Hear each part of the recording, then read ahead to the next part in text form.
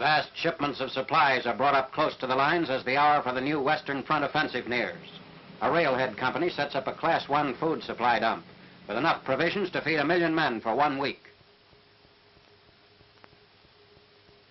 Here, artillery ammo is buried in caches along roadways pointing toward the front.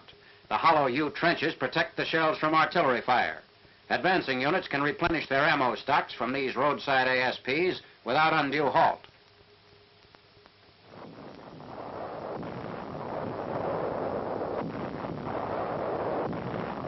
On the Third Army front, the drive to the Saar is given impetus with the elimination of the fortress of Metz. In this action, Metz, north of the city, is being fired upon from emplacements at the Hermann Goering steel mill. Elements of the 90th Infantry Division are ready to enter Metz.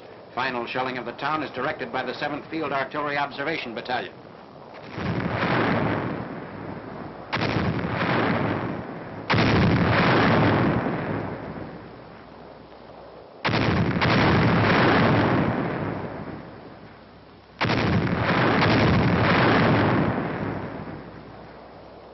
Inside the battered town, the medics evacuate engineers who were wounded while demining the area around one stubborn point of siege.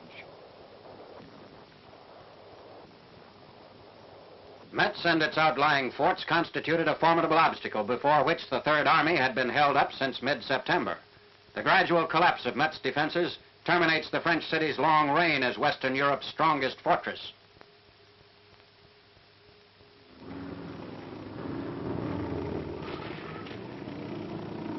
Infantrymen take cover as they move through the streets, alert against snipers who may have been left behind by the retreating Nazis.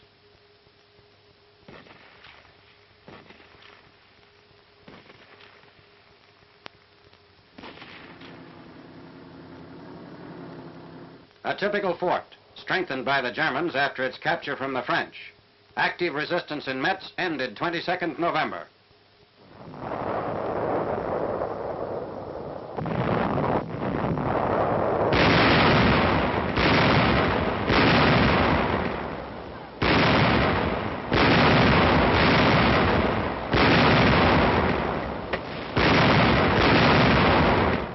Renewed First Army activity on the Hürtgen forest front, through which our troops have been fighting since crossing the German frontier in September.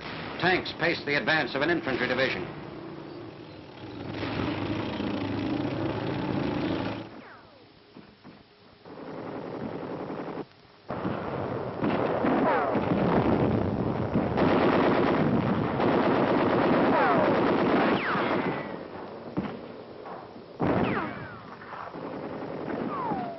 Fighting in this wooded terrain is southeast of Aachen, where a new Allied drive begins on 16th November.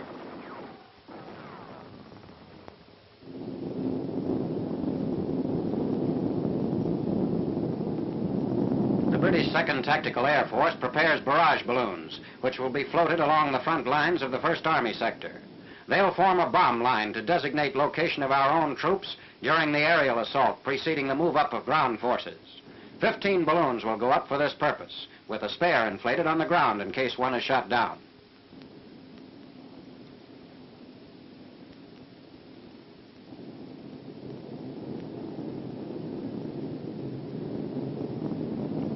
Beginning at 11:15 hours on the 16th, bombers of the Allied Air Forces, escorted by fighters, dropped thousands of tons of fragmentation and incendiary bombs on fortified positions east of Aachen.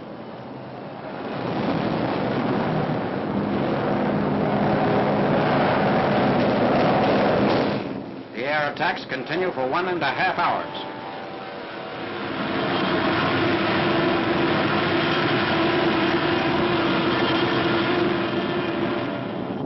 The ground forces begin their drives at 12:45 hours, aiming at Düren and Jülich on the Ruhr River line before Cologne.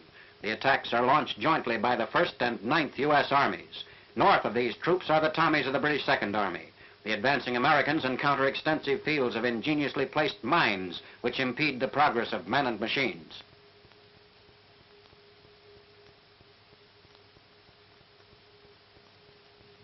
Combat engineers clear and mark the mined areas.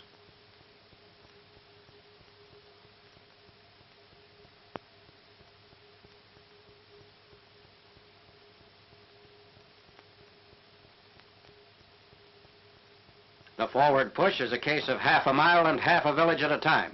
Flanking movements bring our troops into the backyards of small dwellings, where they take advantage of whatever natural concealment is available.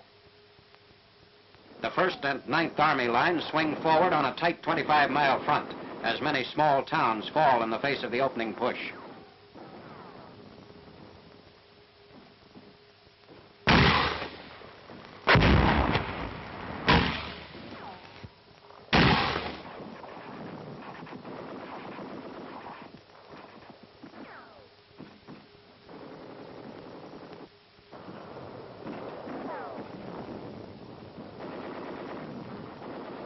The 3 American armies of the 12th Army Group have now taken approximately 400,000 prisoners since D-Day. In the fighting near Breinig, Germany, medium tanks add their 75mm guns to the artillery barrage. Their long-range, coordinated fire against German positions facing the 1st Army is directed like field artillery from tank command posts. Ammo is stacked up near the tanks as the crews await the order to open fire.